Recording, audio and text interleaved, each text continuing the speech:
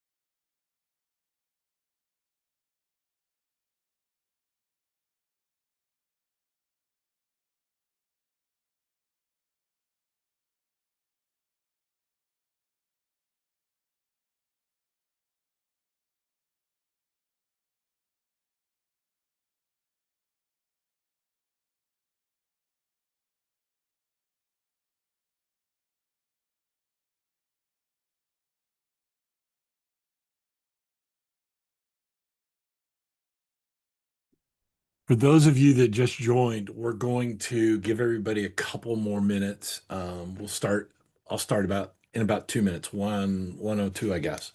So we'll see you in a few.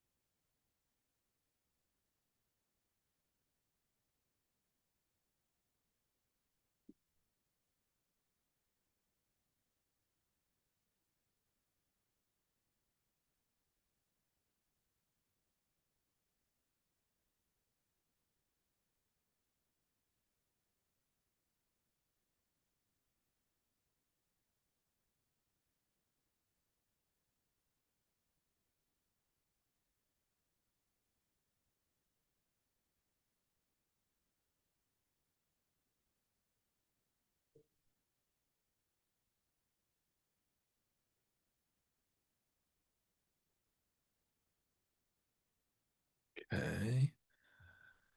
And there's the slide.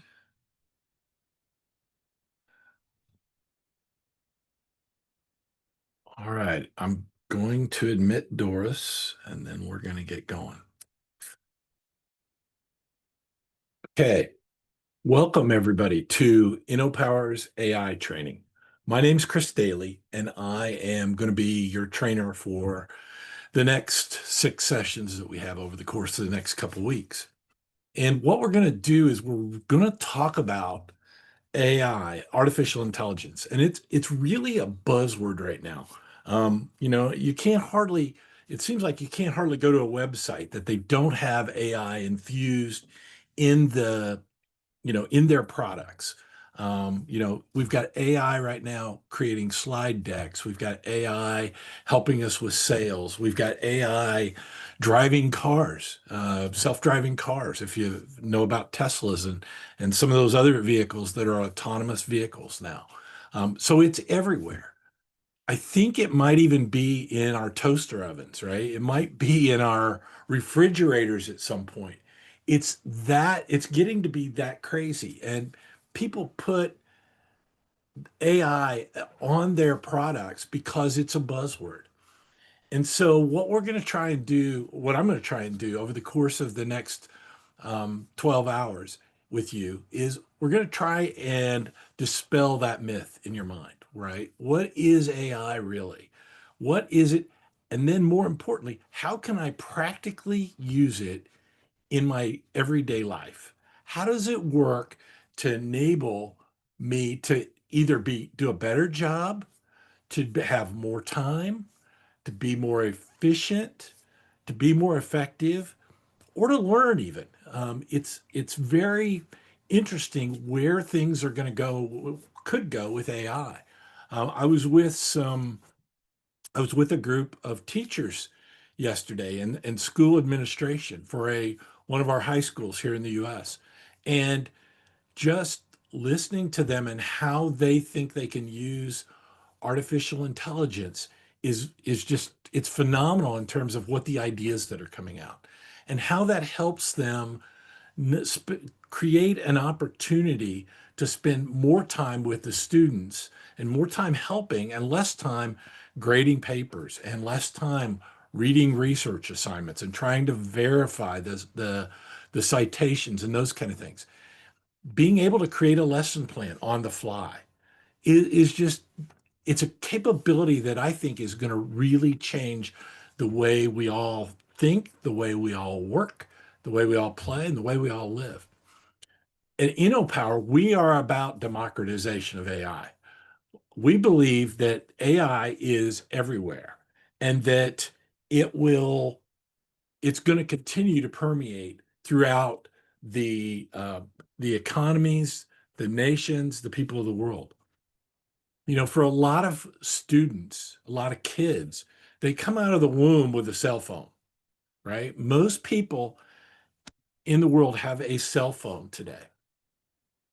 And what makes this democratization really the first opportunity for us to do this is that AI is on your phone. It's on your phone. Most people have access to it through that phone, and they can use it. And you don't have to be really, really rich. You don't have to work for a really powerful company.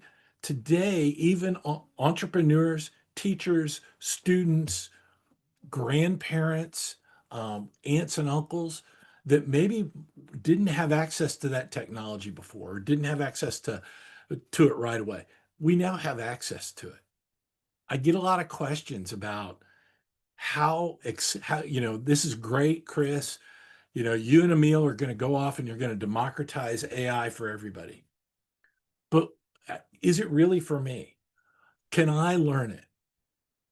In my experience, I've worked with kids that are 8, 9, 10 years old and watched them do wonderful things with AI, creating song lyrics, creating the books for their siblings, their brothers and sisters. I've seen them create coloring book pages for them to then color.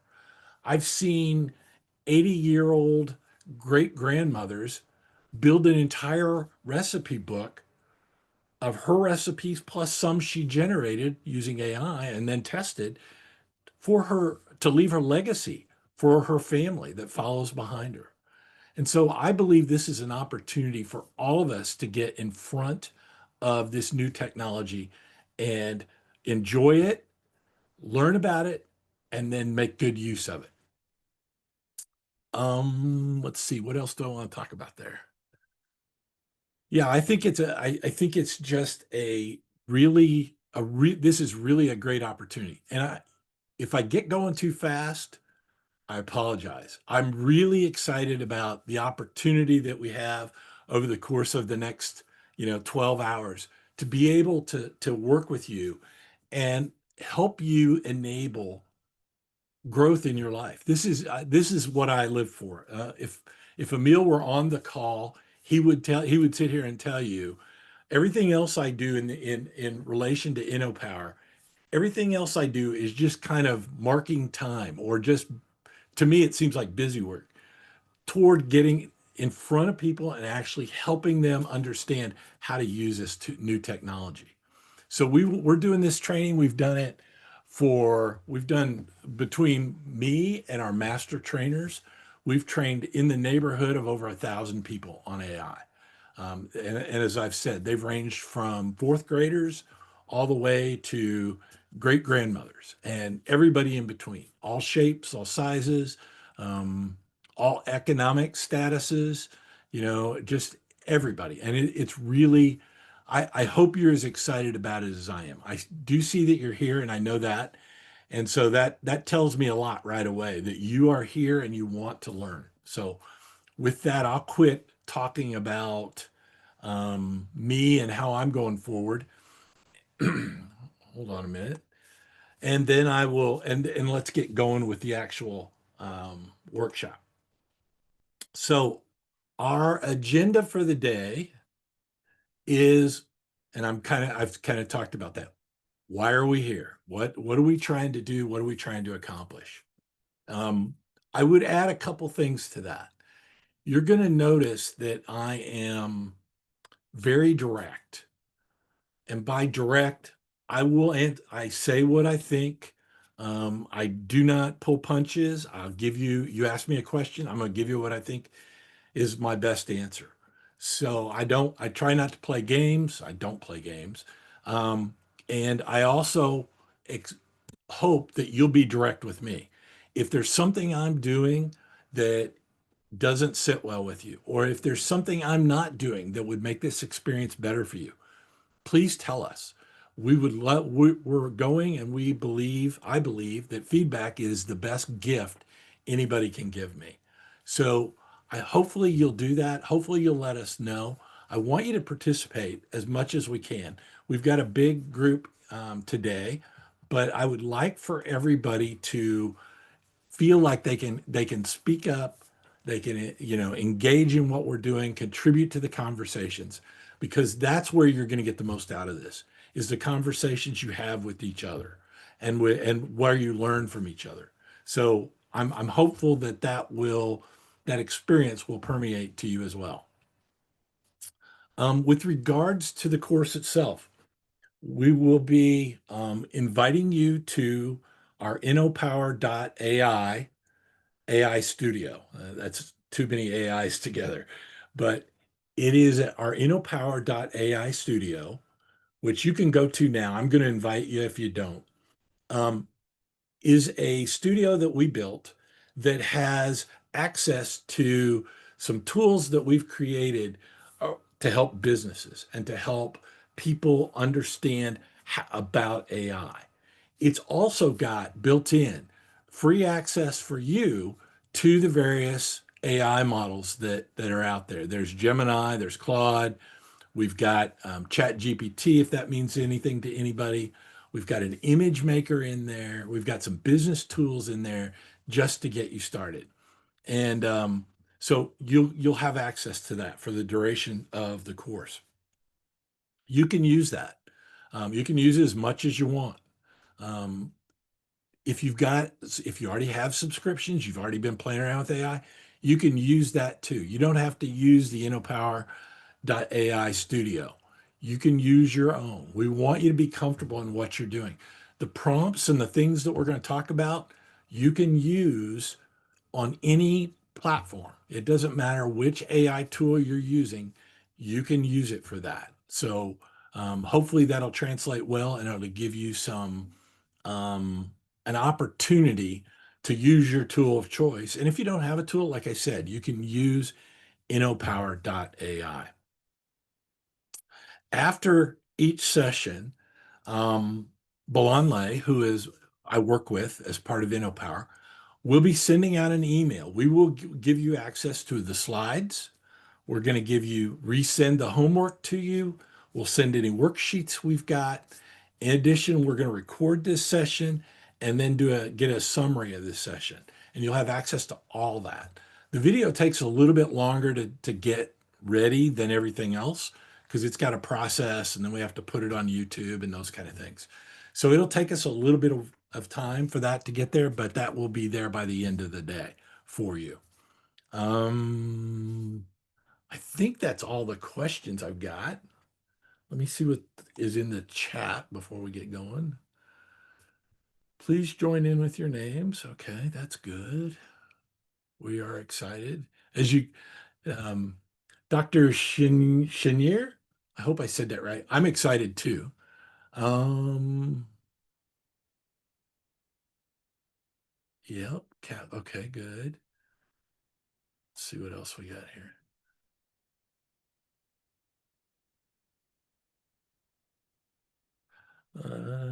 Yep.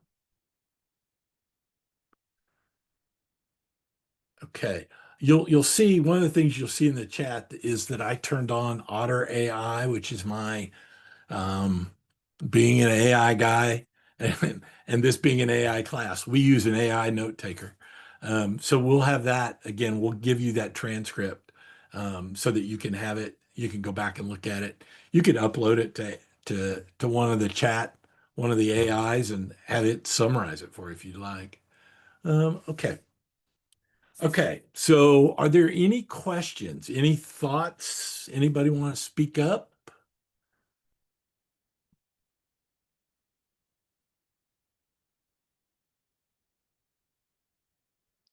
No,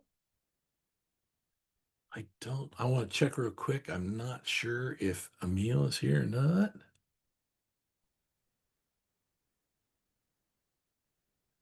Yes, Dr. Shinray,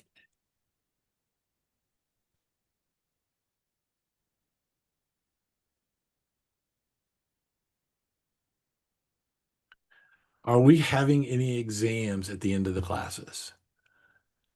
Good question. No, we're not having exams for this class.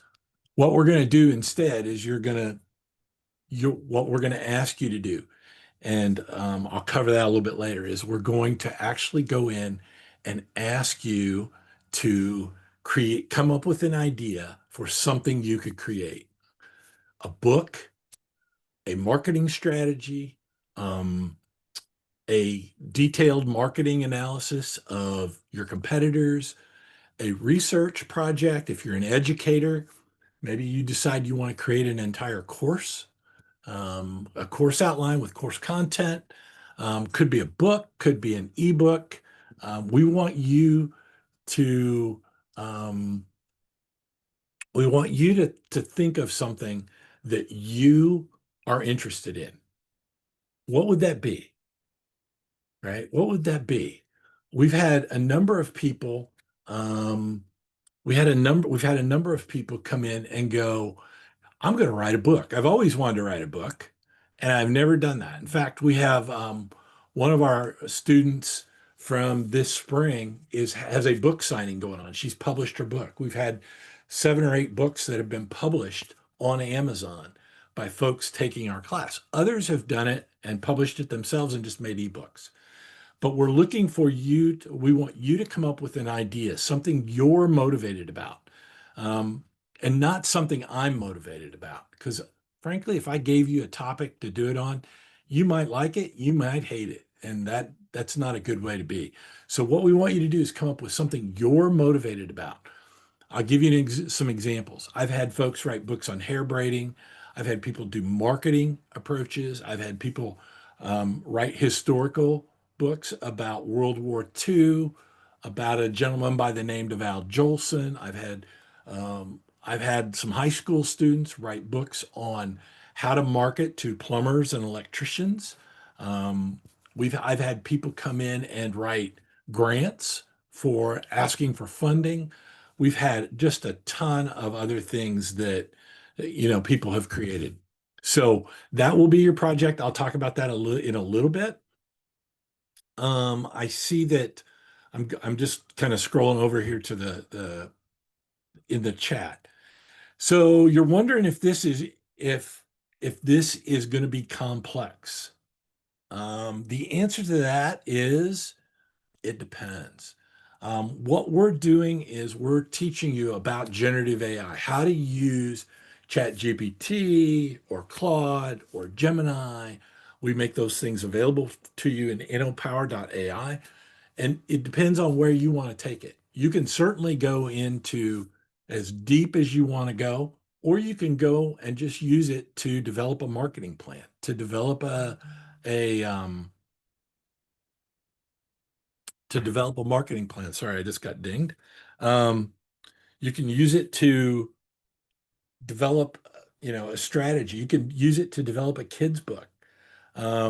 We had the professor of one of the universities that I won't mention that's in Liberia created a book for his kids, for his grandkids about about Liberia. I mean, we want you to develop that. And so to do that, we're going to take it and take an approach that's not technical, right? There's a lot of good training out there for if you want to be technical. But how do you use it? How do you use it as a business person? That's what we want to explore. So hopefully I've answered your question, Emilie. I hope I said that right. Um,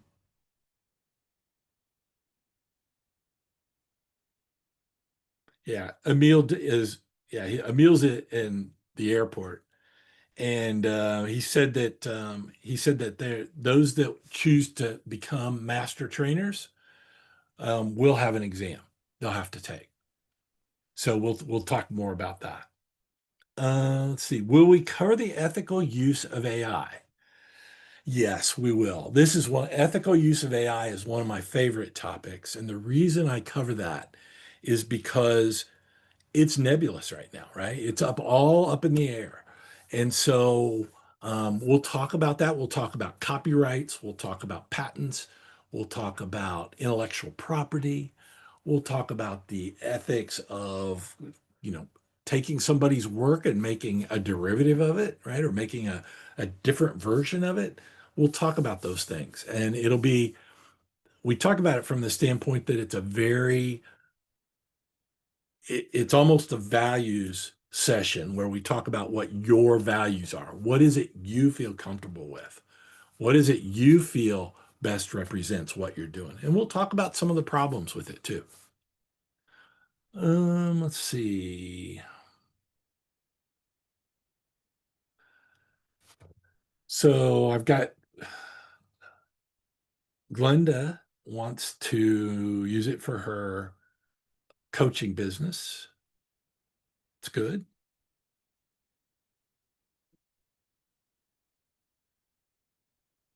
Glenda is also concerned about its uses and ethics and information sharing. Yeah, this AI, Glenda, AI is one of those things that it's a good thing and a bad thing. It's a good thing from the standpoint that you can do a lot with it. The bad thing is you can do a lot with it. And as we go forward, we need to understand what AI is so we can help shape and have the conversations amongst our peers and amongst our subordinates, people that work with us, and people in general, because we need to, as people that are moving forward and kind of paving the way on AI, we need to make sure that we're having that conversation and able to um, that we're able to have a conversation and not just have it handed down to us. So yeah, we'll talk quite a bit about that. Will there be any legal or copyright issues if one uses AI to write the books? Ms. Funto. So, Ms. Funto, the question there, y- there's an assumption. And the assumption is if I ask AI to write the book for me and I copy it and paste it and publish it, that's not copyrightable in the US. It is copyrightable if you make it your work product. And what do we mean by work product? I like to think of work product as, does it have your voice? Did you go in and look at it? Are you engaged all the way through the building of the book? If we talk about, we're kind of jumping ahead of here a little bit, but if you think about how you write a book by going in and saying, okay, what's my topic? What is it I'm interested in? What is it I want to do? I want to build a marketing plan, or I want to write a book. And I'll use my example. I want to write a book. And so I'm going to go off and write this book. What's the book going to be about? And let's say it's about embracing change in the era of AI. So how do you as an individual embrace change and embrace the fact that things are always going to be changing, and do that taking into account AI? Um, I'm going to come up with that topic, and then what am I going to do? I'm going to do some research. I'm going to use AI to be my thought partner. And I'm going to use it to go through and think about what is it I'm trying to do? Is my topic too broad? Is it really too narrow? Are there points that I've missed? Are there concepts that I've missed? Different angles that I haven't thought about? Who's my audience?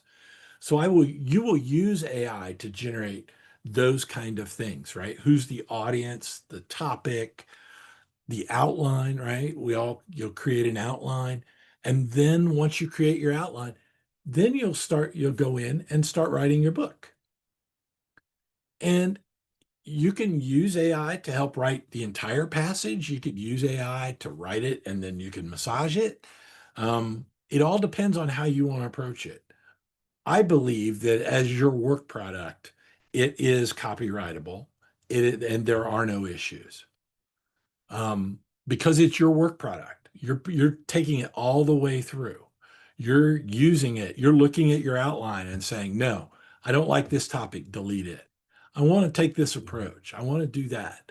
Here are my resources. Here's the sources that I've used.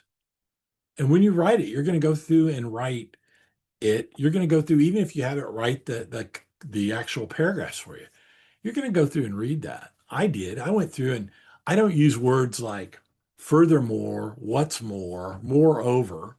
That's just not those words aren't in my language. I'm my dad is a diesel mechanic. He worked on trucks. My mom was a school teacher. My language that I use, and I grew up in a rural area. Um, and so I grew up in a rural area, and so I use a very simple, and always have used a very simple language. Don't use a lot of big words. Don't make a lot of big long sentences. Um, so I'm going to go in and word it that way. I'm going to go in and revise what it does, and then it becomes your work product. And then I think that you've got something that you can copyright in terms of the book. Now, the actual cover that I'm going to ask you to do, you won't be able to copyright the cover itself because AI will generate that. And the general accepted position in the US is that AI art is not copyrightable. It's not something that you can protect because it's AI that's generating it. And again, we'll talk more about it. And when we get to that point, um, I will also put together a copyright tool inside of InnoPower.ai, and you can be able to go in and use it. I did one, you can see in there, there's one for Liberia. We did some training with Tubman University, and so I created a copyright AI chatbot there for those folks, and I will do the same for you all. We'll create that, and then you can go in and explore and understand, because as each country, right, it takes a little bit different approach on how they're going to do things. So we'll cover that when we get there. Goretti, you are failing. I'm failing to sign in. I use my Yahoo account. It's asking for a Gmail account.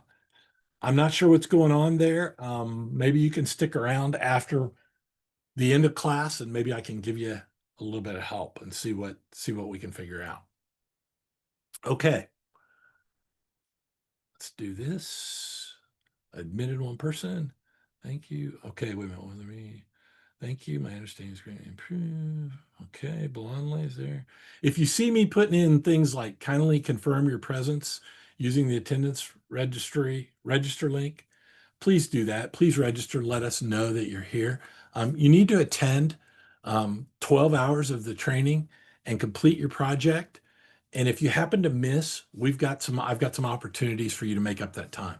But it's very helpful for us if we know that you are here. Um, it helps us from an attendance standpoint, helps us with our statistics and those kind of things. And for the topic, you can put in Introduction to AI.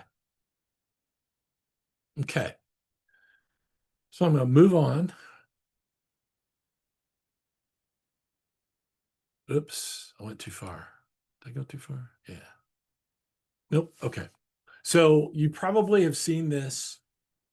This is about me. I could go, I've been around, this is not quite accurate because I've been around 40 years in business.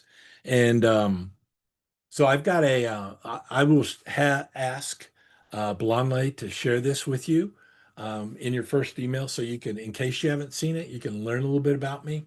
Um, and it can help you understand maybe where I'm coming from sometimes. So we'll do that. I'll give you a chance to read that on your own. And here's my contact information. Again, you're going to get copies of these slides. So you can reach me at that email address, and then our website is innopower.ai. By the way, as I'm talking, when I see things that pop up, I like to cover them. This design right here that I have been using now for almost 2 years was created by one of our students using DALL-E, which is an image generator that's part of Chat GPT. She created this and I loved it so much I got her permission to go ahead and use it. And I love the mantra of AI for all, right? We want everybody to have access to AI. You can do this today. You can do this by going in and just using Chat GPT or using InnoPower.ai or any of the other large language models. You can use those tools to generate images like this, which before I would never have been able to generate something like that, right? I'm not artistic from that standpoint. I've got my whole family around me but I'm not. Um, but I can now do things like that, which is pretty powerful, I think. Okay, so I know I'm taking a lot of time, but I think it's important for you to understand where we're coming from. So now I'd like for you to go in and I'd like to find out where you're coming from. And so I love to do this exercise. It's called hopes and fears. And what I'd like for you to do is I'd like for you to I'm going to give you 10 minutes, and I'd like for you to think of 3 hopes you want to get out of this class. Just 3, right? I want to learn about AI. I want to be able to use it for my business. I want to be able to educate my kids, right? Whatever that, or my peers, or my boss, or whatever that might be. Identify 3 of them. And then I would like for you to also identify, what are your fears? What do you fear about AI?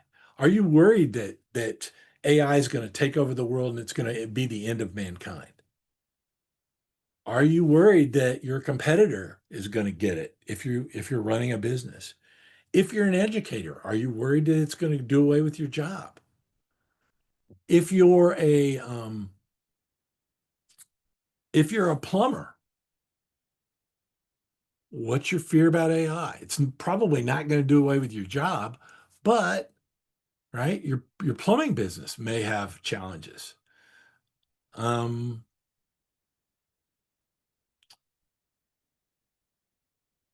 okay, I'm sorry. So what I'd like for you to do is come up with those things, those hopes, and then those fears. And I'd like for you to send them to that email address, blonley@fasttrackvirtual.com. So I'd like for you to do that. And then what will happen is Blonley will get them. She will pull the hopes and fears out without the names. I do that intentionally because I don't want to know what your hopes and fears are. I want you to feel like that is something you're going to do anonymously. We'll pull those out, and then we will talk about them tomorrow. We will go through and talk, and I'll put them on a slide, and we will talk about some of the fears and some of the hopes and what you're hoping to get out of this particular uh, cohort. You're investing 12 hours, more than 12 hours, because you're also going to be investing time outside of class to do some homework things. If you're going to invest in it, I want you to think about what you're going to get out of it. And then that's what we want to strive for. We want to strive for what are you going to get out of it? And then did you get it out of it? Did you learn? Did you learn what you wanted to learn? Are you more confident? Are you going to be a consultant? Um, whatever you want to do. To answer the question in the chat that just came up from Carol, I would like for you to send them to Blondelay at fasttrackvirtual.com. It's on the right, or it's on the right. It's right there. My mouse is over it. I hope that answers your question. Okay, so I'm going to give you, let's give you 10 minutes to do that. If you're already done, go get something to drink, stand up, get a cup of coffee, go to the restroom, whatever it is you want to do with the 10 minutes. And then I'll start back up. Right now, I've got 35 minutes past the hour. So I'll start back up at 45 minutes past the hour or 15 minutes till the next hour, however you want to view it. And we'll pick up and carry on. Are there any questions? And by the way, I love the way you all are using the chat. Okay. So I'll see everybody back in about 9 minutes now.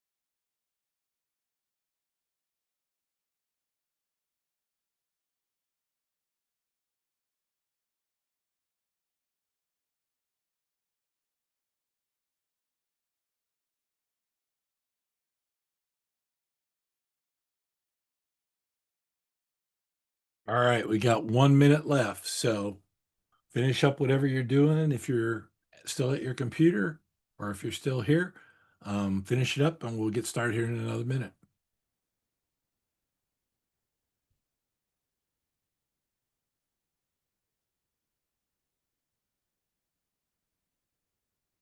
Helen, can you hear me? Yes, I can hear you now. Okay, good. Yes, we can hear you. Great. Okay.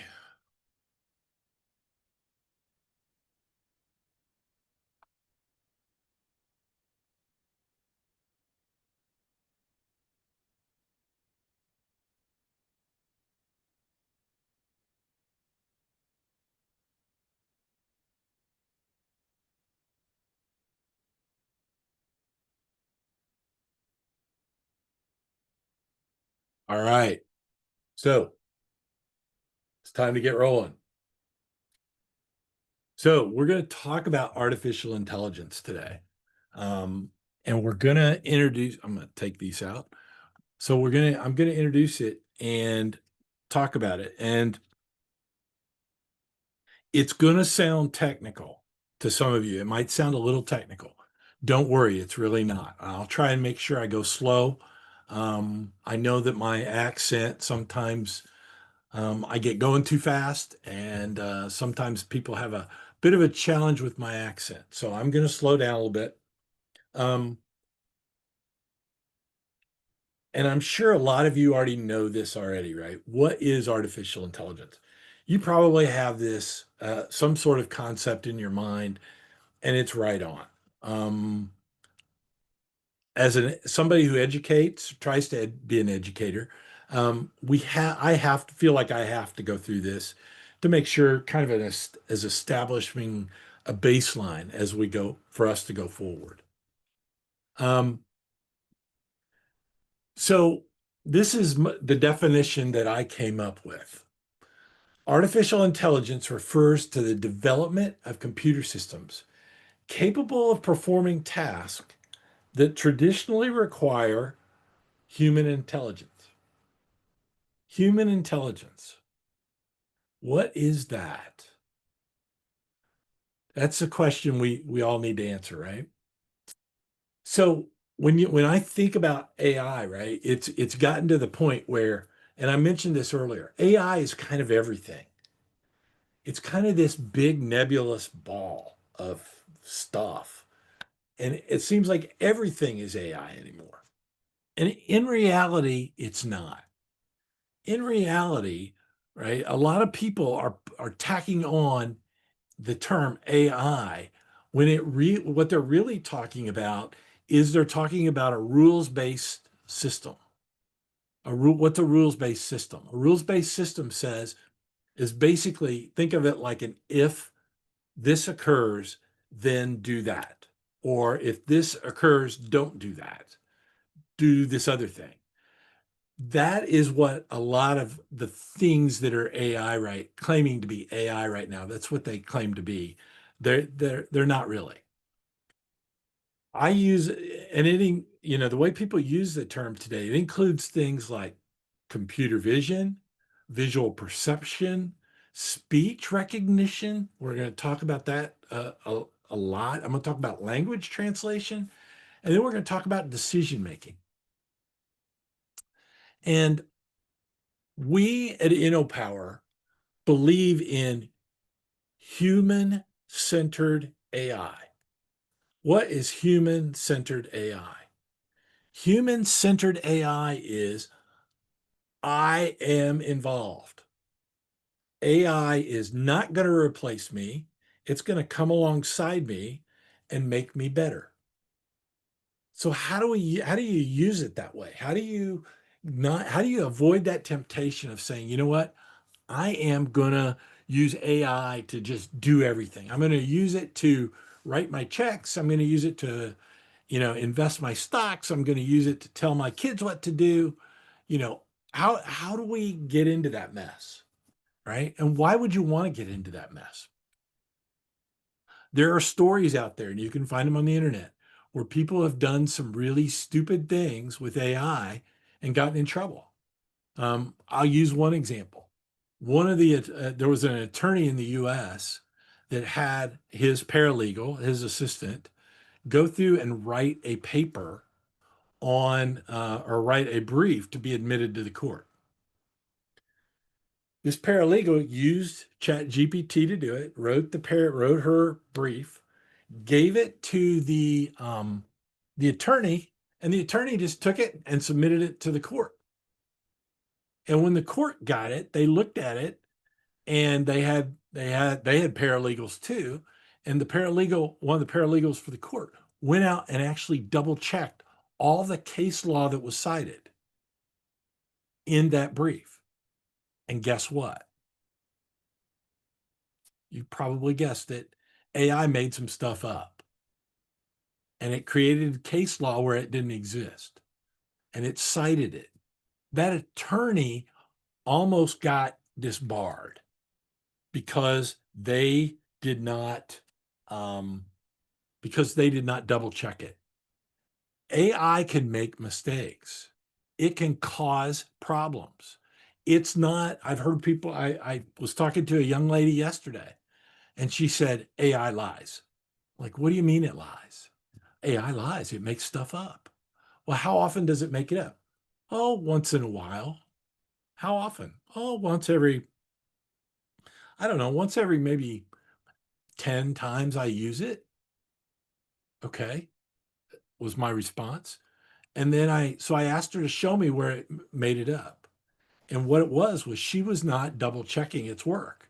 She was just taking it at face value and just using it. Copy it and paste it and send it, right? Just like the attorney did. You can get in trouble with that. Just like if you ask some random person to write your marketing strategy. Do they have a background in it? Did you give them the proper information? Did you double check their work? Did you agree with what they did? Right? Those are all things that we need to address with AI. It's getting to the point though where AI is moving so fast, you can't hardly keep up. I can't keep up with all the tools. That's why I'm going to talk about some tools over the course of the next 5 sessions that we have. I'll talk about tools and we'll cover some. And a couple of them, you're going to go, holy moly, what is this? Where has this been all my life? There are other tools that you're going to say, yeah, not for me. And that's okay, right? I want you to come out of this class exploring, thinking, looking, testing, challenging, changing. Some of the tasks that I included over here on the right of the slide. Visual perception. We've got cars that do that now, right? We got cars that have cameras and sensors all the way around that can drive down the lane, right? They can stay in your lane for the most part.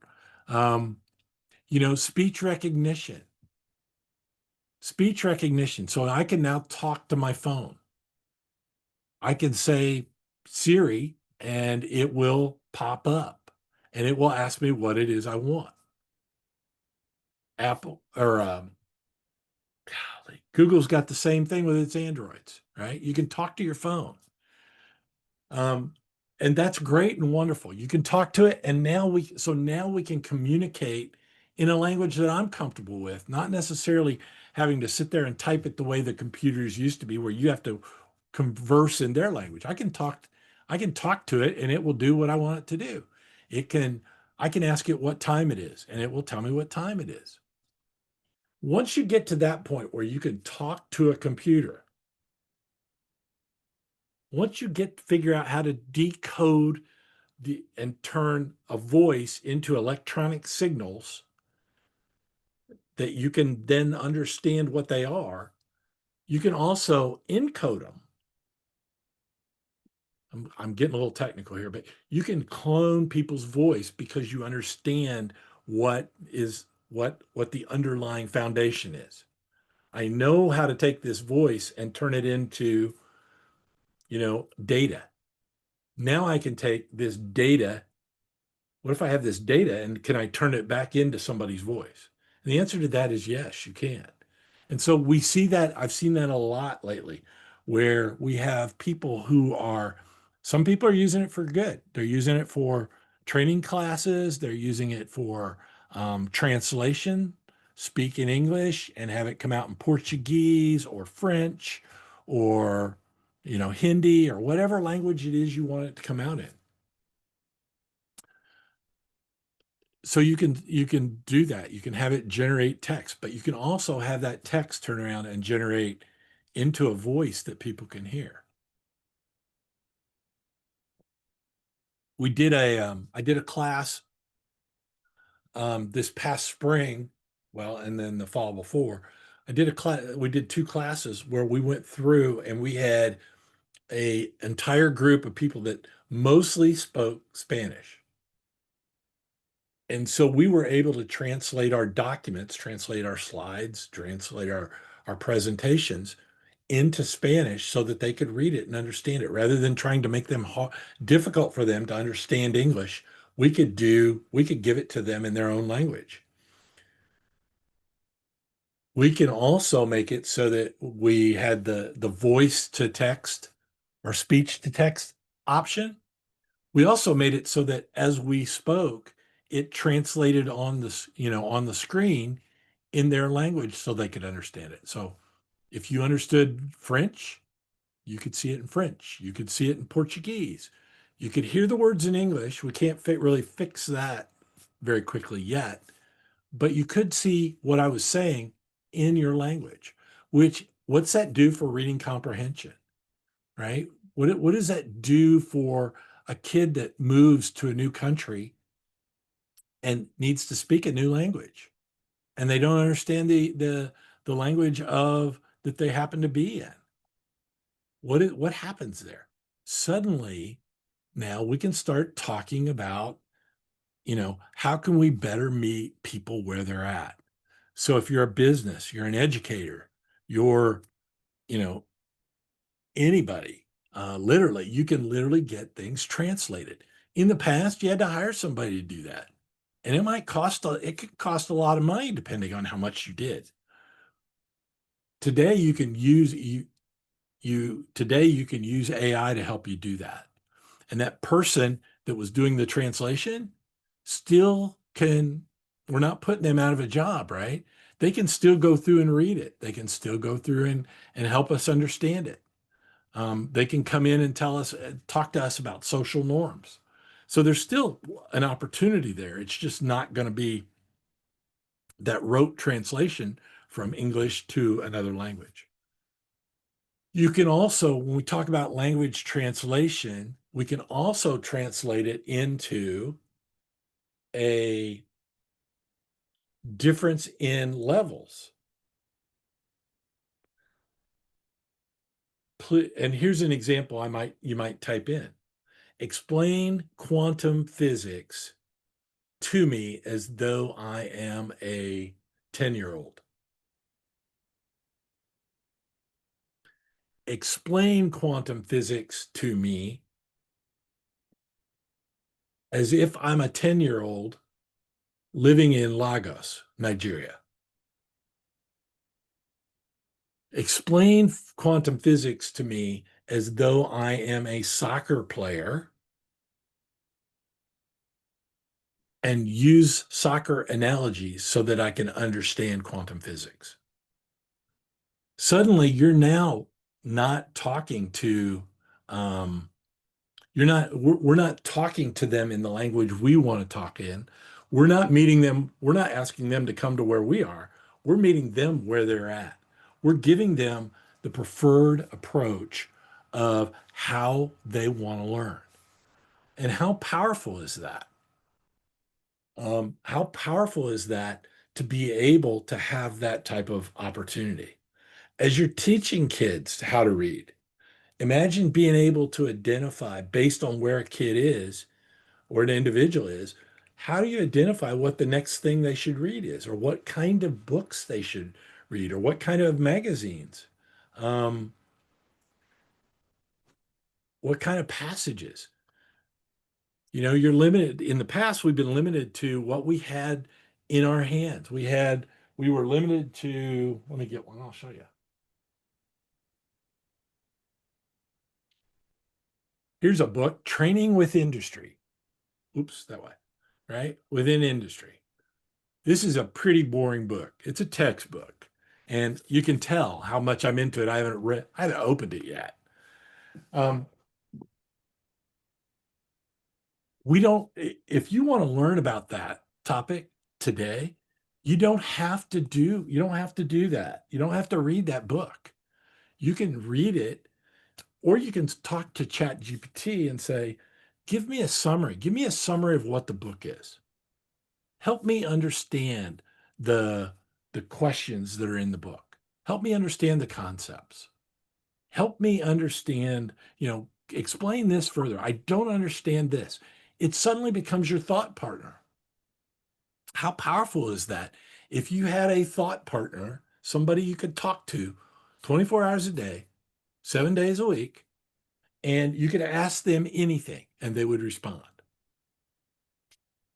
It's pretty good. If you ask it the right way, you're going to get a great answer.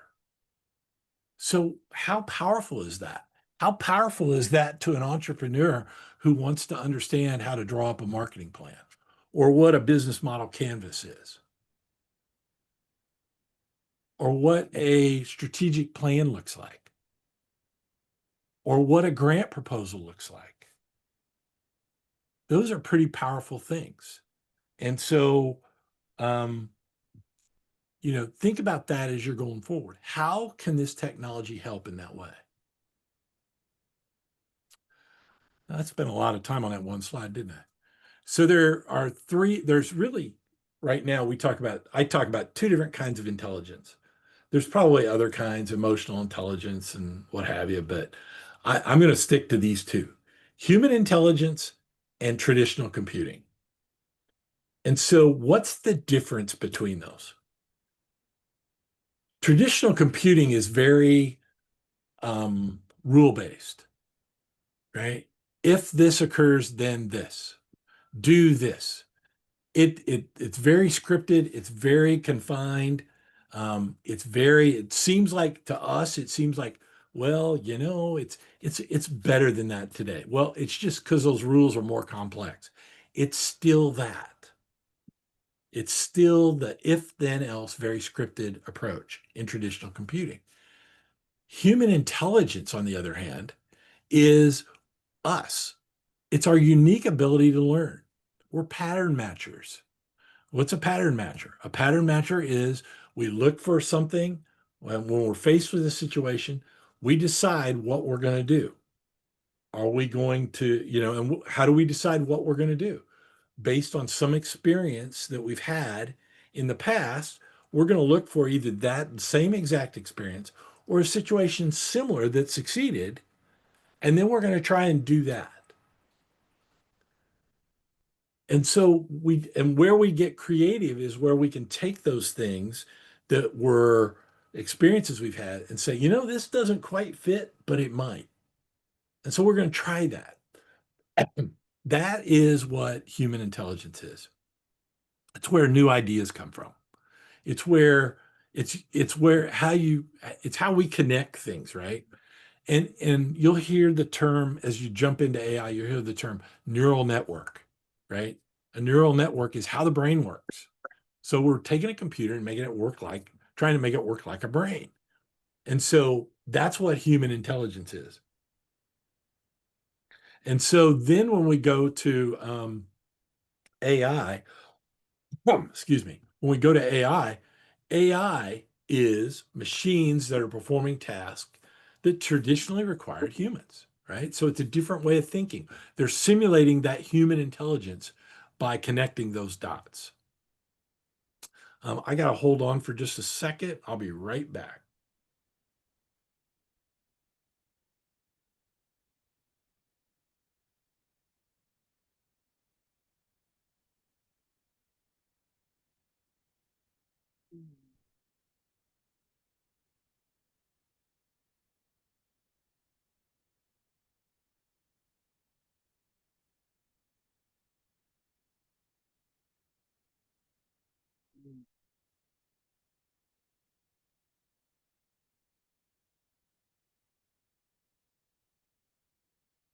Mm.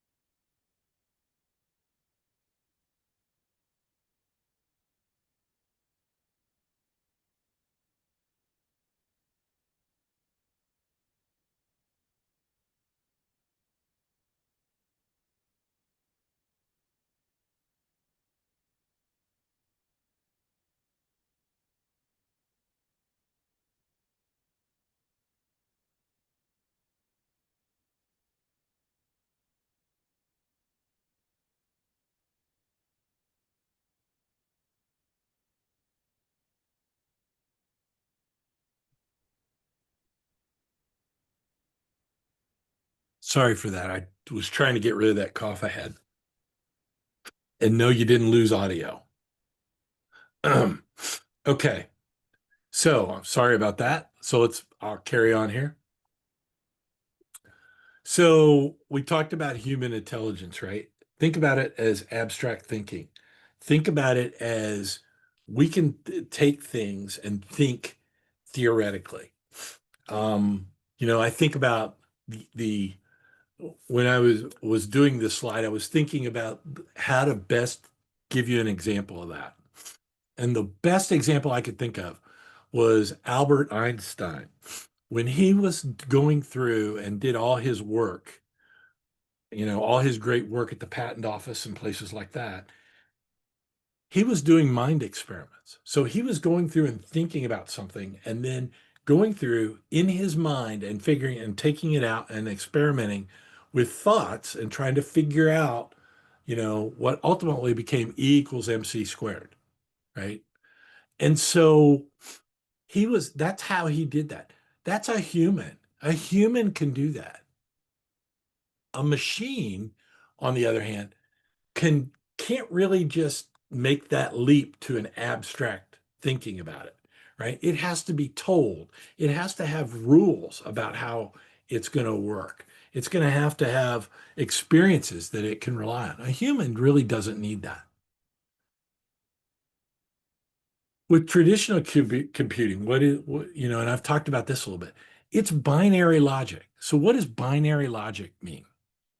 Binary logic means it's either on or off, right? There's only two choices. We're either going to go left or we're going to go right. We have to do something.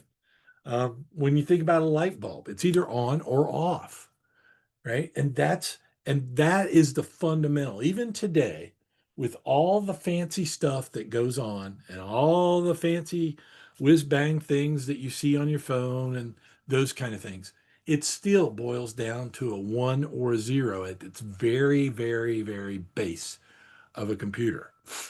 It only executes tasks that it's been told to do. They're predefined. So it's very straightforward in how it works. Sorry, I've got a cold. Artificial intelligence, we've talked about. Autonomous decisions. That's the end goal.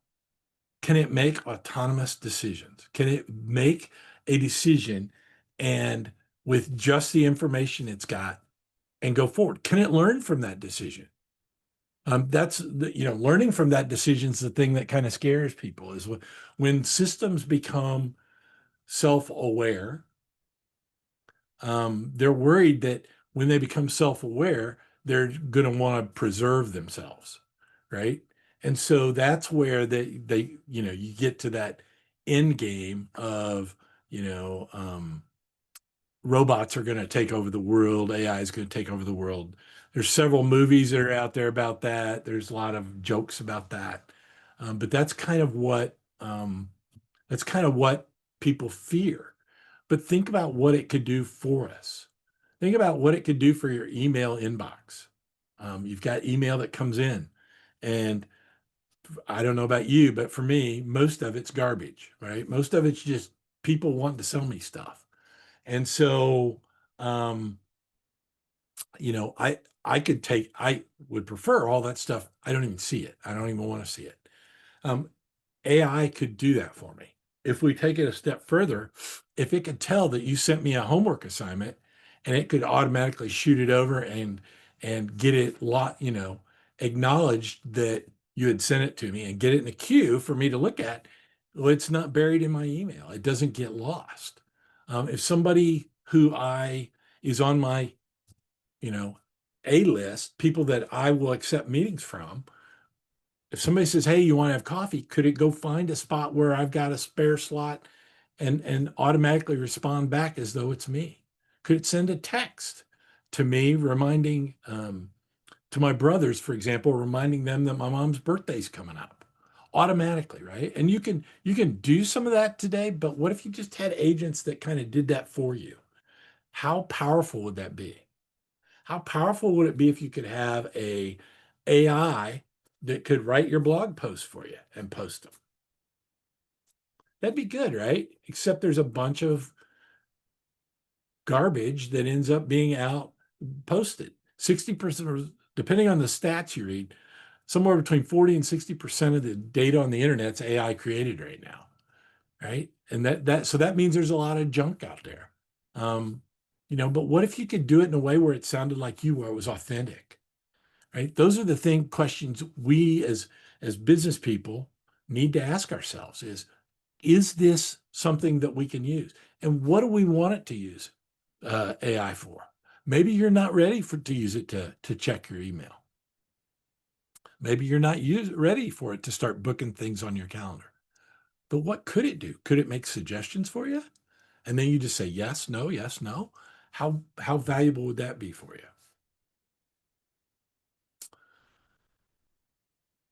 When we talk about um, I've talked to a lot of entrepreneurs. I trained 50 entrepreneurs on AI this summer, or this spring, sorry, this past spring. And when I trained them, right, the constant thing I heard was, I don't have time. I don't have time to do the things need to do. I'm so busy actually doing the things that business requires. I don't actually have time to step back and say, what should I be doing for the business? Right? What is strategic versus operational? Right? A phrase I've heard is, I'm so busy being the business that I don't have the opportunity to run the business. Right? What if you could free up 4 hours a week? What would you do with that 4 hours a week? Some of us might go have coffee with a friend.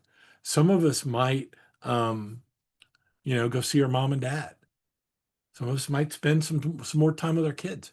Some of us may say, you know what? If you got me 4 hours, Chris, I could go out and that'd double my sales time that I have. What would that do to your business? What would that do if I could give you as an educator? What would you do with 4 hours? What could you do different? When we think about efficiency, people tend to think of how do I, get 50, 60, 70%. Think about start small, 4 hours. That's all you really need to start with, or even 2 hours a week, right? Is a start. I was talking about this yesterday, the evolution of AI. I was talking about this yesterday, and in this slide, I say it's the 1990s. In reality, it was AI has been talked about for a long time.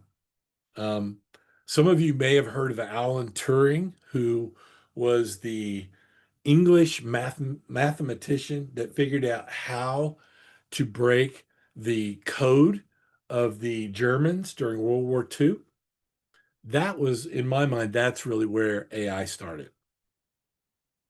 It was a simple machine, but it got us to thinking about how machines could solve problems. Um, so it was very powerful. And then in 1957, I think there was a conference where several people were at who had been thinking about what we now know as AI and gave it the term artificial intelligence. We progressed forward, and in the 60s and 70s, we took what used to take a room. A computer used to be the size of you know, some of them were as big as houses, literally. And think about it now. Where are we at now? Your phone, right?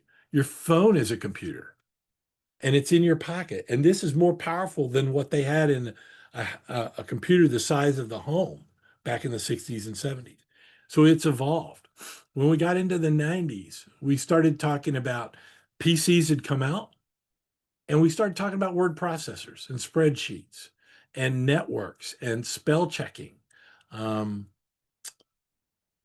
no offense against any of the educators that might be on the call here, but I was a C minus minus English student in college, or student in college in terms of English. I barely scraped by because I didn't write the way they wanted me to write. I wrote in the way I speak now, and they didn't like that.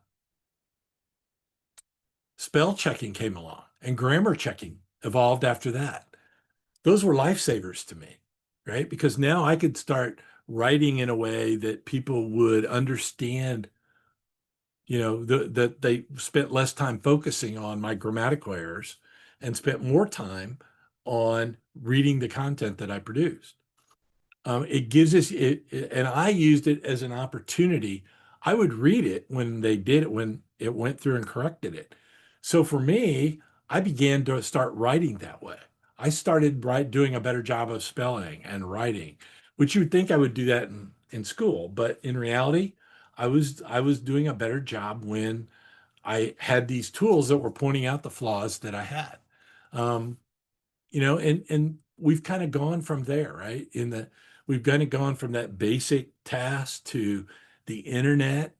I remember the internet coming out and I remember everything I did for my kids to get them on the internet. I had PCs at home.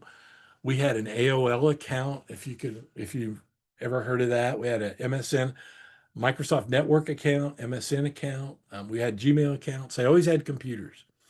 And it continued to evolve, right? From that, things have continued to evolve to where in the early 2020s, 2021, 2022, OpenAI started, kind of came out with generative AI. So what is generative AI?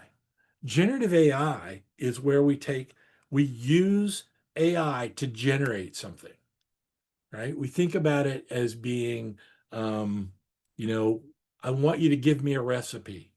I want you to give me a marketing plan. I want you to talk. Here's what I'm thinking. Here's what I'm thinking about going on my vacation. And here's my criteria. Do you have any other suggestions? Right? We start, and it generates something for you. So that's really generative AI. And that's what's really starting to pick up now. The AI that people talk about from a corporate standpoint, a lot of that was already around, right? They were already doing data mining and they were already doing machine learning. Um, they were doing they were doing all that before generative AI came out. But it really got to the point where they got people's attention when generative AI came out, because the average person like me could use generative AI. I could sit down and ask it a question, and it would answer my question for me as best it could. And so that kind of made it open up the frontier of AI to everybody, as opposed to just the people in the big corporations that had all the computing power that did all the heavy lifting. What we're seeing since then is we're seeing a rapid acceleration of AI capabilities. Things are moving so fast that you can't hardly keep up. We've got tools right now where you can go in and writing some words, you can create a video, right? Typing some words in, I can create a blog post. How cool is that? Using words, I can get answers to a question.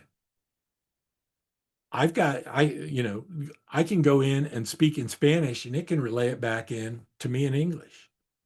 One of the things that we're doing with that I've been working with Emil on, and that we're hopefully going to make some progress this weekend with a big announcement, is the idea of being able to help parents help their kids, help them find a book, help them understand what the math problem is, help them understand what the geography problem is, right? Or what the question is. And not just get the answer, but what is the rationale behind it? So the parent can actually help the learner actually understand what it is. And I'm really excited about that because for me, it's kind of a no, it's not kind of. It is a way where behind the scenes, not only are we helping the kids, we're helping the parents because the parents are going to look at this and go, okay, here's what quantum physics is. And I'm going to, and they can understand it and then explain it to their kids, right? And help their kids with their homework. So the parents are going to not only, or the kids are not only going to get the benefit, so are the parents. And the parents are going to be using an AI tool.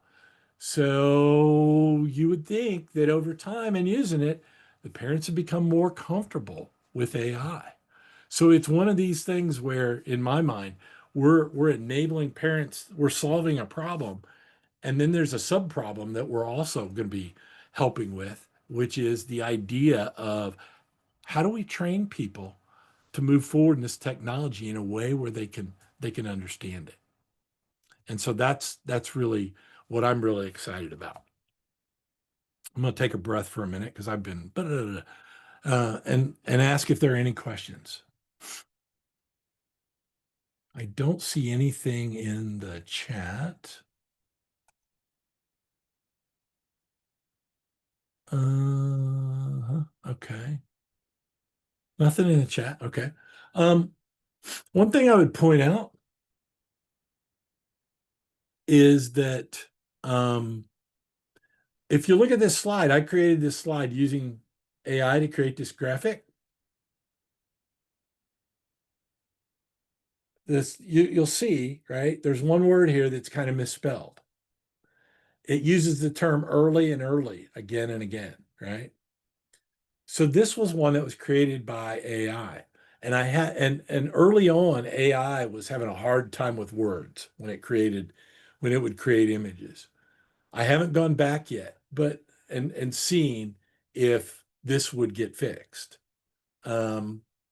But you should see less and less of this, right? This was one of the early problems with AI, was it would just sometimes just throw words up, right? And so we'll see. I'll go back and play with this sometime and see what that does. But that's something you need to be aware of, right?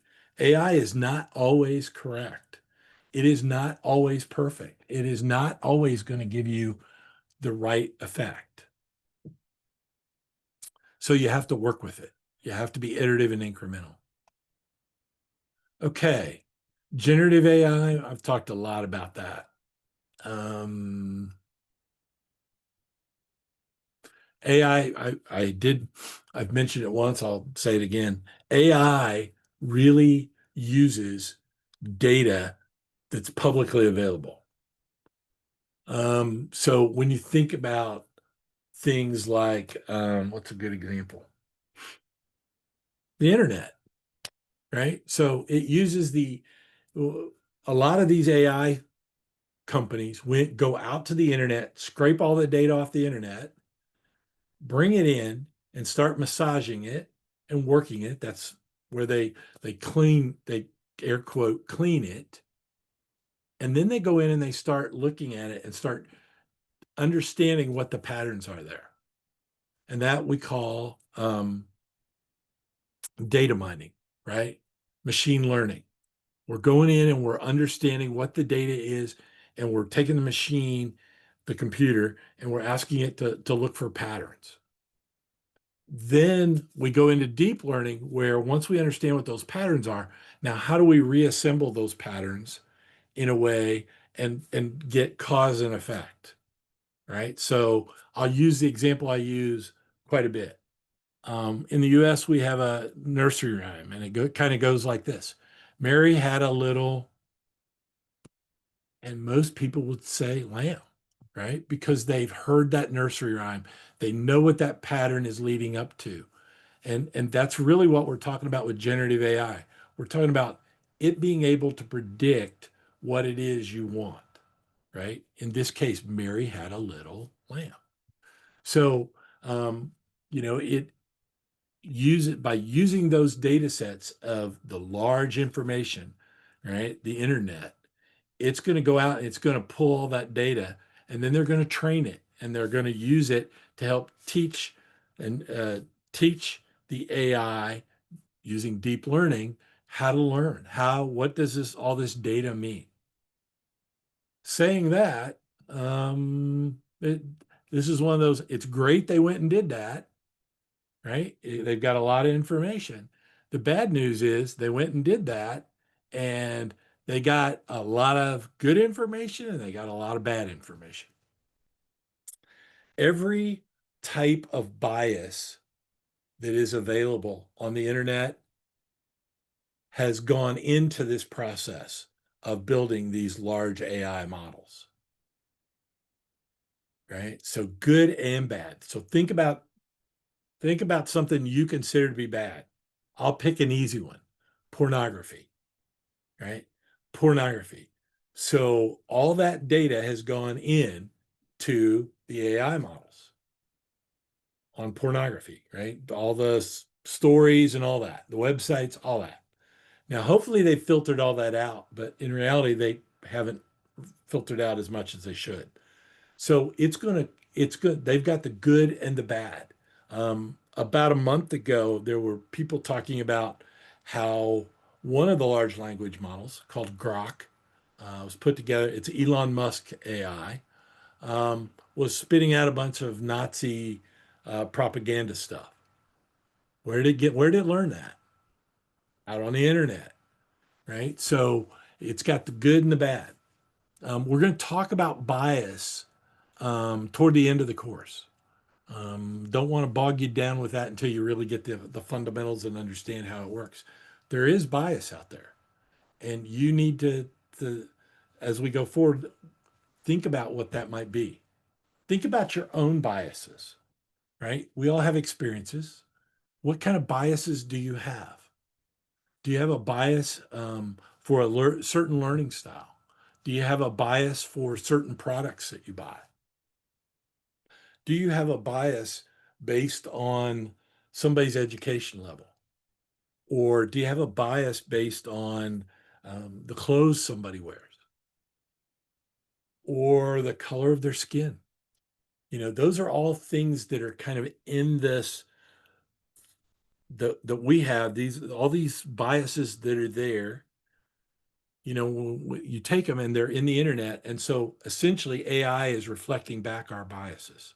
And what we want the companies to do is to get rid of those biases, right? We don't want them to we don't want them to just generalize things, right? And think of all this typical stereotypes that might be there.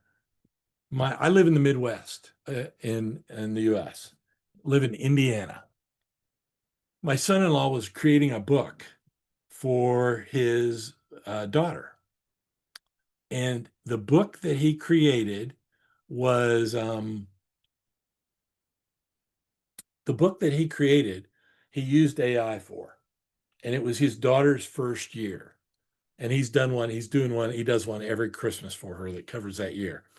And the first year he did it, he put an image of he had 2 pages. He's Scottish from Scotland, and of course, and we're from the U.S., right? And so our daughter married him, and he he wanted to include references to both sets of parents. So he asked AI to create an image of his parents. And it did. It created a guy with a Scottish hat, right, with plaid hat, and wearing a kilt, which is a stereotype. he created an image of us, and it had me with a cowboy hat, and my wife had was holding an apple pie and had an apron on. As it turns out, my wife is a really good cook. You can't see below here, but my wife, I can tell you from here down, my wife's a great cook. But me in a cowboy hat, I haven't worn a cowboy hat since I was a kid, you know? So it created that stereotype. And so you need to be aware of what those stereotypes are and not just take whatever AI gives you and spit it in and just use it, right? Because that will get you in trouble. Okay, I'm going to jump off my soapbox, right? I'm going to quit preaching here.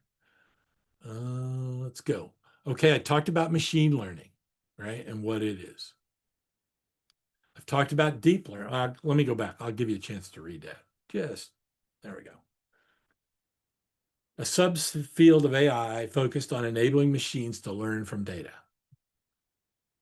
Machines identify patterns and make predictions based on those patterns. Deep learning is a subset of machine learning, and it's inspired by neural networks, how the brain works, or doesn't work in my case. And basically what it does is it uses multiple things to process at the same time, right? Multiple layers to process data and learn from it. And that is all you really need to know about deep learning. You don't need to be technical and understand how it all works and same thing with machine learning. You don't really need to understand those. You need to know that they're there. And it's important that they're there because those of you that are going to end up want to be master trainers, which I'm going to talk in detail about that tomorrow. Those of you that want to be master trainers, you'll need to be able to talk about what these are, right? And you need to understand what they are, but you're not going to have to go into the process of explaining how this works and all that kind of stuff. So this is more lingo, buzzwords that are out there, and just want to make sure that you've got a chance to process them and think about them. So narrow AI. Narrow AI is always an interesting conversation for me. Narrow AI means I told you the internet is like this big, right? This is where they get their data. Narrow AI, we want you to come down to this small, right? We want you to get down to that small. And what's that give you the ability to do? By getting that small, you get focused. I mentioned the copyright chatbot I made for Tubman University for Liberia. I used the government's websites to build that chatbot. They had all kinds of stuff in there. There were regulations and laws and all that. The average person like me is not going to want to go through and read all that stuff, right? And if we do, we might miss something. So I created a chatbot for it that would allow any entrepreneur in Liberia to go in and say, what are the copyright laws in Liberia, and explain them to me. And then say, I've got this kind of product. What does it need to be copyrighted? And it would explain that. Or what's the process for filing an official copyright application? It would explain that. And it would explain it in English, not government jargon, right? But in English to them, right? In a language they understood. You can take that same bot and make it multilingual. I didn't, because I didn't take the time to do that. But I could have made it speak French and Portuguese and Spanish and whatever, Chinese, whatever language you want it to speak, it can do that. And that's what we call narrow AI, because it's not this big. I've got it down to be that big. It's very focused. I tell it what to look at. I tell it what to be, what things are accurate and critical. Because there may be a bunch of other stuff out there that about copyright that maybe Maybe it's copyright stuff from the US that doesn't apply to Liberia, right? Maybe it's copyright laws that, um, are in China where they don't really seem to have copyright laws, right?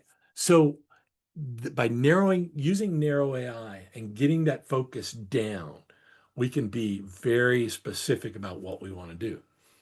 How does that help us when it comes to um, entrepreneurs? You can use narrow AI to create a chatbot on your website to answer questions. We can use that narrow AI to focus in on your particular um, industry, right? Maybe you're in the industry of recycling cans, or maybe you're in the agricultural industry and maybe you're a farmer, right? Or maybe you raise cattle, or um, maybe you're a fruit grower. Whatever it is, you can narrow that focus in, get the and have it point at information that you want so that you can control that it doesn't go off and get something from someplace else it shouldn't. Um, you know, and I'll give you it's kind of narrow AI. I've built chatbots that kids use to do things like coloring books and um, so you can say, you can do coloring books, or you can do images. I've had 8-year-olds do song lyrics and then take those lyrics and put them to AI generated music. Those kind of things, right? That's all narrow. We consider that narrow AI. We consider that to be your narrowly focused. Um, Bunmi, I hope I said your name right. I apologize if I didn't. Says, can you say chatbot is a narrow AI or is it just a search engine? A chatbot is in essence, and that's a great question, by the way. A chatbot is really your large language model is sitting out here, and a chatbot is just access into it. So it's very much into it, very much into the large language model. Now, if you take that chatbot and you tune it to be so that it looks at maybe the chatbot is one where you upload a picture and it turns it into a cartoon. That kind of chatbot we would consider that a narrow AI, right? Now, the whole idea is it's not just a general, I think of Chat GPT as just a big search engine, right? It's just like Google, more or less, right? Simplifies it down.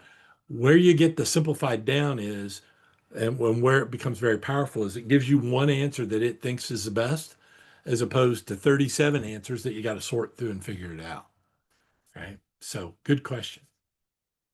Hope that helped. Let's see what else.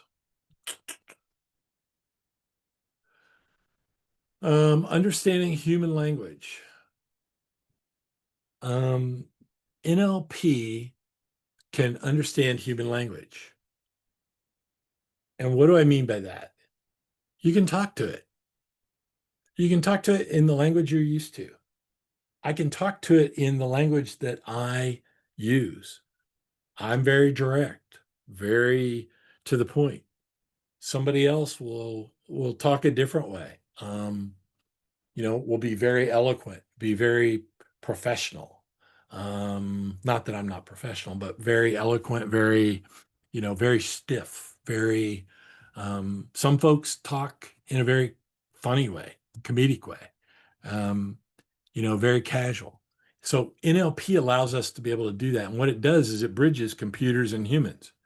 So it allows us to talk in our language and it translates it into what the computer can understand. And then the computers, when they talk to us, they go to NLP and NLP puts it in a language we can understand. So it's very powerful from that standpoint. It'll do text analysis and classification. So you can use it to bring up a data set of people or a data set of information, and it can go through and it can summarize that for you. And you can ask questions of it. For example, I haven't done that yet. You filled out a pre-assessment. Um, I can take your results from the pre-assessment and get a general sense of what the class is.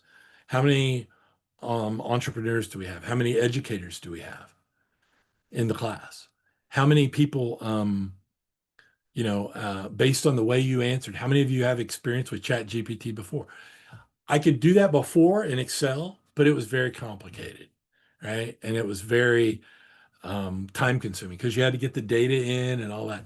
With ChatGPT or doing text analysis and classification, I just literally bring the data set into the ChatGPT and just start asking questions. It gives you the ability that you can go in and do real world applications, right? So what are some real world applications, that you might want to use? I was talking to a writing teacher at a high school, had juniors and seniors, 11th and 12th graders, who were submitting. She had 6 classes in a day or 6 classes in a week that were all different kids, students, and they were all writing various things. And so what she did was she used AI to help her understand how the kids wrote, to understand how their grammar was, to understand whether they were consistent in the message that they delivered. She then would go through and read the results. She went back and actually read the articles. But by doing that, it went through and gave her the notes. It gave her a summary. It gave the student a summary. It made suggestions that the student could use to improve their writing. How powerful is that? Right? Instead of focusing on just the text of getting it into a template, right? She could take that work and be able to let AI generate for her its recommendations based on what she had previously put in. And she admitted to me yesterday that it's getting pretty close to where it's starting to actually go through and start its grading almost identical to her. The only thing she has to do is take a grade of they're using an ABC D F scale, right? It might go from a B plus to a B, or it might go from a B plus to an A minus. That's it, on one part of it. But it's because she built a rubric, essentially the grading rules, on how she wants it to work, and then trained it using things she had already graded, papers and articles and the writing of students. She took what she'd already graded and used it to train the model. And how powerful is that? We talked at great length about would you ever make that entirely automated? And I was hoping her answer would be no. And I was right. It was no. She said no. Um, she said no because she wants to understand. She wants to be able to build that relationship with the student. So when people talk about we're not going to need teachers anymore, we're not going to need, we're not going to need computer programmers, we're not going to need marketing people. They're full of it, right? They really are full of it. It's because they're full of it because you still need people to add that value, to build that relationship, to be that person, to be that contact point, to be that person that the student looks up to, right? To be that person that sets the standard of this is how we use it. This is how we use it intelligently. I get a lot of questions about students from educators about should we let our students use AI?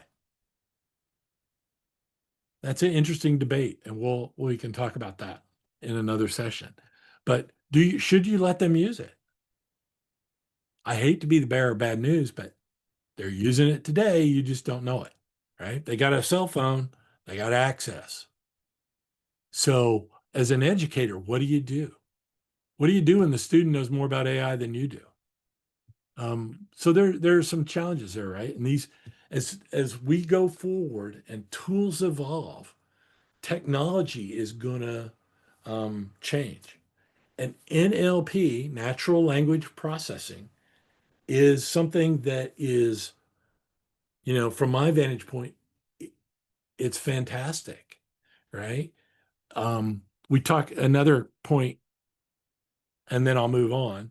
Um, we all went through COVID, and here in the U.S., we decided that we were going to shut the schools, and the kids were all going to learn from home, and kids fell behind, and the kids that fell behind were the kids who maybe came from a one-parent family, or maybe they came from a family where everybody worked and they were left at home all day, or they were left with grandma, right? And so their grandparents. So what happened? They fell behind. Being able to use this technology to catch them up and say, okay, um, little Emil, I'll use Emil's name. Little Emil is in his third year, and he's behind because he's really reading at a second year level. How do we get a little Emil up? Um, that's funny, Funto. Um, the I thought that too, by the way, for the first time. Um, how do we help little Emil catch up? Right? Because the way we traditionally teach is we start the year, and we start at the beginning and we go forward. And every student's expected to start at the same place and end at the same place. And we've modified that a little bit, but we haven't gotten down really to the one-on-one helping little Emil with where he's at and helping him get to where he needs to be, on and get him started on his journey, because where he's at is different than little Ray and then little Jane and little Steve, right? So this really gives us an opportunity to do that. Tokens. I've got a few more slides, and then we'll talk about the homework. So tokens. Tokens are um, I think of them like words, right? So if you imagine, everybody let's do a mind experiment here. Imagine your desktop, right? You got a desktop and it's completely empty. It's completely clear. And you start putting you piling your work up, right? As work comes in, you pile it up, right? And as that work comes in, you pile it up. Eventually, the top, you can't see the top of the desk anymore, right? And that needs to be a requirement. There needs to be a blank spot on the desk for me to put my next piece of work. So what happens when I take that piece of work and I force it, sorry about that, when I force it into a spot, I'm going to push something off the desk, right? So that's why we need to worry about tokens. AI has a context window, and it's only so big. And when you put something in, right, the last thing, the first thing you put in falls off if it doesn't have room. And we call that a context window, right? So what is it that I can see on my desk? For AI is looking at its desk saying, okay, what can I see? And so that's why you're going to see sometimes AI kind of goes whoop off to left field, right? It makes a right turn when you're thinking it's going straight. Why is it does that? It does that because of tokens, right? And tokens, as you sign into products, you're going to see tokens, used. You may see credits used. And what that is they're just trying to gauge how and measure how much you actually use AI. Because me, who says, tell me a funny joke once a day, versus Belanle, who uses it to develop an entire e-learning course every day, right? She's going to put a lot more stress and a lot more use and require a lot more tokens than me that asks one joke a day. So they're trying to use tokens, and credits. That's another term they'll use sometimes. Credits to try and figure out how to balance out what you're paying versus what you're getting. You don't, for the most part, you need to understand what tokens are. If you're using a model, like if you're using ChatGPT, you can ask it, how big is your context window? It will tell you. You can ask it, how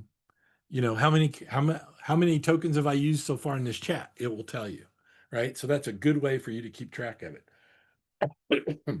Excuse me. Talk for 2 hours and your throat gets dry. Okay. Let's see what else. Augmented versus artificial intelligence. So what is augmented reality and what's artificial intelligence? We've talked about artificial intelligence. Augmented reality or augmented intelligence is where it comes alongside us, where we use it as a thought partner. What's an example? Let me think of an example real quick. I might type this into I might type this into a chatbot. You are you are a marketing expert with similar experience and similar attributes to Neil Patel. Neil Patel's a marketer, like a digital marketer. So you are essentially Neil Patel. Provide for me a list of all the different websites that are similar to mine. And it's going to spit something out, right? That's augmented intelligence, right? We're using it to assist us.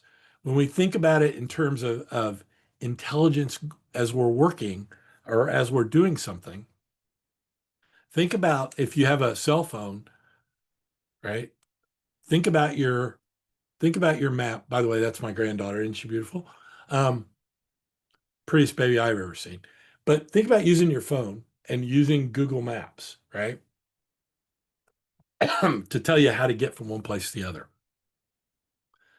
That is augmented reality, right? That's augmented.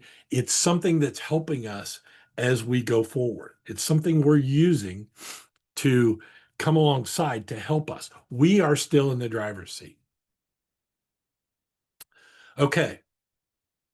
Here's your homework, and you're going to get this exact slide. Blonley is going to give it to you. So what I would like for you to do is I would like for you to complete the pre-assessment if you haven't already.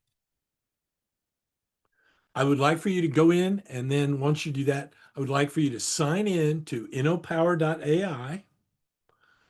And then I would like for you to create, if it's not already there, if you haven't gotten an email from me, create an account and add your name to your profile so that we know who you are.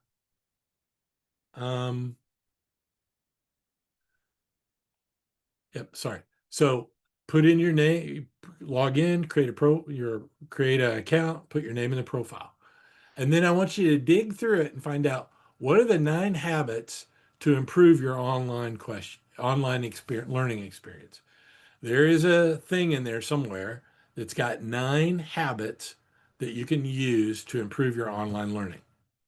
I'd like for you to find those, and then I'd like to send you an email, or I'd like you to send an email to Blonley at this address. So Blonley is going to get swamped with emails. She doesn't know it yet, or maybe she does.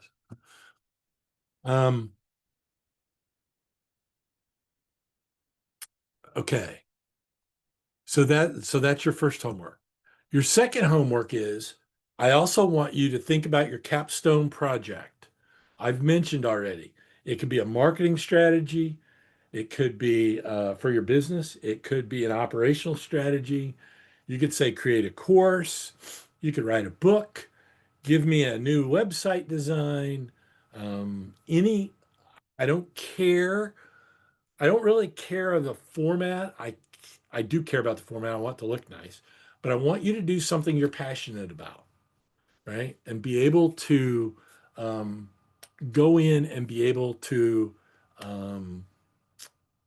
go in and use AI to help you assist in building that.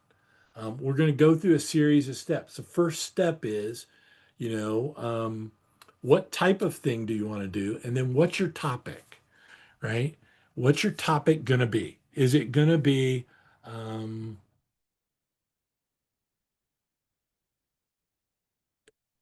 what's your topic and what's it going to be? And then we will, and then send that to Blonde, right? And your topic may be, sorry, I'm getting distracted by the chat. Your topic needs to be narrow enough that you can get it done in this 2 weeks, right? So it doesn't have to be a 1,000-page book. It can be a 15-page ebook.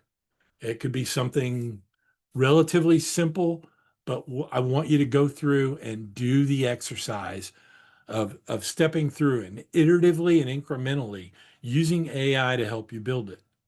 And while you may be building this and say it's you're building your own spreadsheet template or something like that, while you're doing that, and that may not apply to work or your personal life, I'm interested in getting you to go through the steps. And so that's why I pick something you like.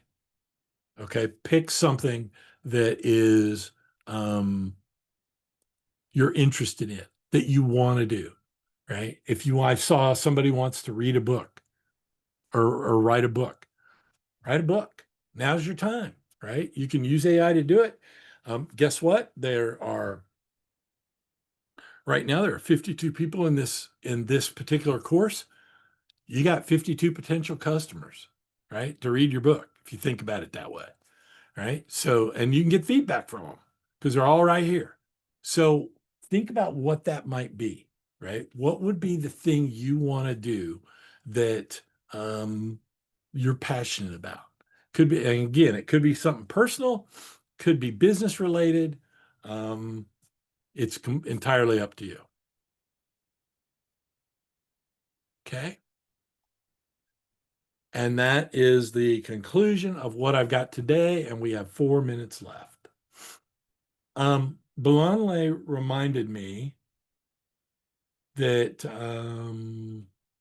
she wanted, so next session tomorrow, I'll start off talking about the master trainers and what that is, I'll give you a whole rundown on what that is and what that's about, so that you can consider whether that's something you want to do. We've had a lot of success doing it.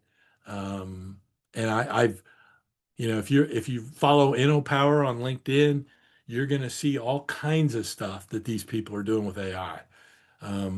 So it's a pretty powerful thing that we're doing. And, if you don't have the time to do that, that's okay. But if you are interested, it's a great opportunity. Okay. Are there any questions? You can take yourself off mic. One more thing, Blonde told me, please tell them to use the attendance link. So please click that link so I don't get in trouble. I don't really get in trouble, but she'll ask me why I didn't do it. So I did it. Any questions, comments, suggestions? Everybody tired of listening to me ramble on? I think so. Thank you. Good evening, Chris. This is Ruth Omobola. I just want to say a big thank you for tonight. That was really, really interesting. Can you hear me? Hello? Yes, we can. Oh, I can hear you. okay. Oh, okay. I don't know if Chris can hear me. I can hear you, yes. Oh, thank you. Thank you. I just want to say a big thank you for the first class. Thank you very much. I was so interesting, you know. And the question for me is, how do we get the assignment? How do we get the link to register? Do we get that via email? What you do is you go to PayPal and you send me $100 US to my email. Okay. Okay. You know, I'm kidding. That's it. You're gonna find out I joke. You're gonna, as you spend more time with me, you're gonna find out I joke. No, what we're gonna do is that as soon as we end this call, I will start the process of getting the videos. I will reach out to Blonde and she will take these two homework. She'll take the whole slide deck and we'll give that to you along with pulled out the two homework assignments. So you don't have to go through the entire deck to find it. So you get those two, you should get those two things plus the summary of the call. It's a summary document. You should get that right away. And then when the video gets done, you'll get another email from us telling you, sharing the link on YouTube so that you can go out and access the link. And that will all come here in the next couple hours. Does that help?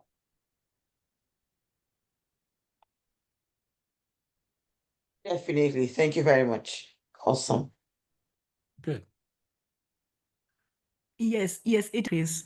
Just to join Mabola to say thank you so much. This has been absolutely eye-opening, amazing. I cannot wait to start writing that. Thank you Let me so much. We look forward. You are welcome. And let me just say to you, if you think this is good, just wait. I mean, the good stuff is coming, right? The good stuff's when you actually start using this and you go, you say to me, holy cow, I didn't know we could do that. Right. So, I mean, we'll be talking about some interesting things that you will have to do. And, you know, like I said, this group of 29 people that I've trained here in the spring, they're off and running. I mean, they are all over LinkedIn with AI. You know, I trained a group out of Gary, Indiana. Same thing. They're all excited. They're going through the same curriculum you are. They're all excited and they're all interested in becoming master trainers. And then the folks at Tubman University are, Dr. Menjay was the one that wrote a book about to his grandkids. And that, you know, it's easy because all I have to do is give you a little information and a little guidance and get the heck out of the way and watch you go. So for me, this is more, this is probably this is the coolest thing I've ever done. I sound like an old man now, but this is the coolest thing I've ever done. And I'm excited, as you can tell. I hope you enjoy this, right? Because you're giving up a lot. You're giving up 12 hours of your time, plus the time you're going to spend outside class doing stuff. And so I'm hopeful that you're gonna get a lot out of it. So thank you for that. Okay. With that, let's go ahead. I'll end the call. Look for our emails. If you haven't gotten an email, let's see, what time is it there? So you're at,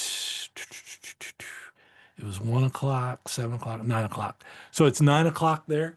I think if you haven't gotten an email from us by when you get up in the morning, then let us know. We may not have your email.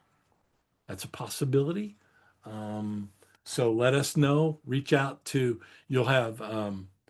You should be able to get to. You should be able to get your information you need. And if you can't, just reach out to me or reach out to Blonde. And I've shared her email, so she should be. You should be. One of the two of us should be able to get with you. And yes, we will send another link tomorrow. We wanted to get this one done. And we wanted to, I was a little confused. I'll throw myself under the bus. I had a little bit of confusion on me and what I was doing. And so we only sent out one day because I wasn't sure at the time what we had. So we're there now. And like I said, Blonde will be sending out a link tomorrow for everybody. So Okay. With that, I'll go ahead and end the call. And we will see everybody tomorrow. Have a good evening. What's left of it. Thank you. Thanks, everybody. Thank you. Thank you. Thank Bye-bye. you. Thank you. Good Bye-bye. evening. Thanks. Thank you, Bye. Chris. Thank you. Thank you, Chris. You're welcome. Thank you, Chris. Appreciate you. Appreciate you too. Thank you. Thank you very much.